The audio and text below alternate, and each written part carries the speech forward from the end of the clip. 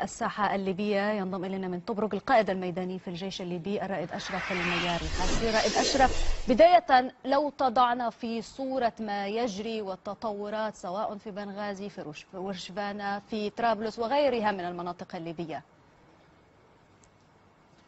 والله السلام عليكم ورحمة الله وبركاته. أولا، أما بالنسبة للوضع في بنغازي فهو وضع سيء ومزري جدا من عملية الاغتيال التي تشهدها هذه المدينة، ومن خطف واستفزاز وجميع الأفعال المشينة التي لا تمس الإسلام بصلة تفعله هذه الطائفة من الخوارج.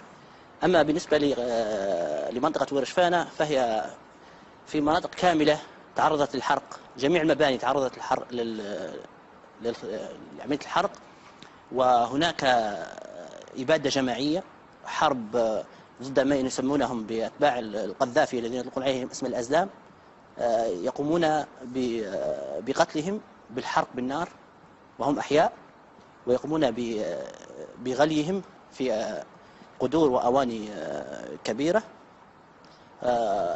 الناس مشردة، يقتلون الإنسان والحيوان، حتى إنهم يقومون بإطلاق رصاصة على الحيوان ويقومون بأخذ كبده فقط ويتركون الحيوان.